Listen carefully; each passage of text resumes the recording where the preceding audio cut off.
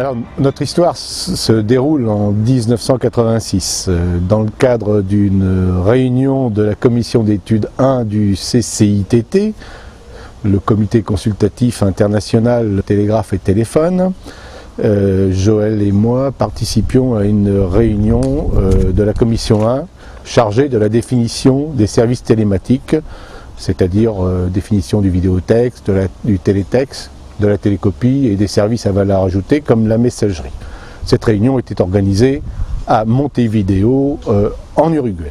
Le CCITT, pour mémoire, est aujourd'hui plus connu sous le nom d'UITT, Union internationale des télécoms, était un organisme rattaché à l'ONU, donc un organisme officiel. Sa mission était de produire des recommandations pour définir les modalités d'exploitation et d'interfonctionnement des services et des réseaux au niveau international. Dans les années 1980, le CCITT travaillait principalement à la définition des services internationaux réglementés, des services publics. Nous étions dans le contexte des monopoles avec des opérateurs nationaux. L'objectif des travaux était d'avoir au niveau mondial des services homogènes, de qualité, interfonctionnant sur les différents types de réseaux. Les industriels participaient également à ces travaux, mais à titre consultatif. Le CCITT travaillait en commission sur des périodes d'études de 4 années. Il y avait une vingtaine de commissions auxquelles participaient les représentants des différents pays, qui étaient des membres officiels. Tous les 4 ans, le CCITT éditait un ensemble de livres regroupant les résultats des travaux avec des nouvelles recommandations et la mise à jour des recommandations déjà existantes. Ces livres étaient aussi connus dans le milieu par leur couleur. En 1984, c'était le livre rouge, en 1988, c'était le livre bleu, je crois qu'en 80, c'était le livre jaune. Au CCITT, les pays européens jouaient un rôle majeur, notamment dans la définition des services.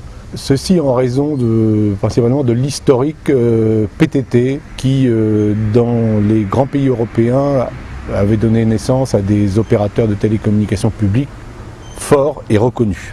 La France en particulier tenait bien sa place compte tenu du dynamisme de la DGT, la Direction Générale des Télécommunications, mais aussi en raison de la présence importante de grands industriels de télécommunications.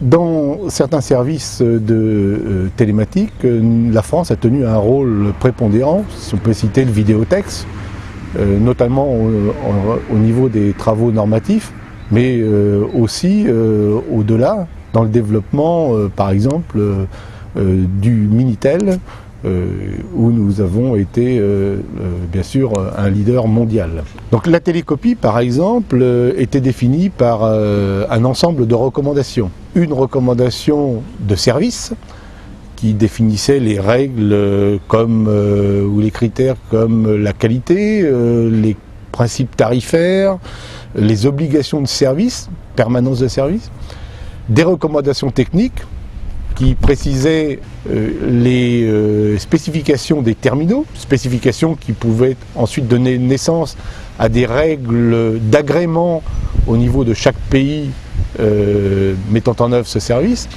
et puis d'autres recommandations techniques précisant les conditions d'interfonctionnement ou les services à valeur ajoutée associés. Les services de messagerie, quant à eux, ont donné lieu à des recommandations spécifiques compte tenu de la volonté des opérateurs de télécommunications de construire un service international avec une garantie de qualité de service, mais qui était aussi un service international structuré, hiérarchisé, avec une approche de domaine administratif par lesquels devait passer l'échange de messages entre les différents pays. Alors cela se traduisait par des lourdeurs aussi, par exemple au niveau de l'adressage, il y avait un adressage qui était compliqué et une carte de visite de format standard était pratiquement insuffisante pour écrire son adresse de messagerie.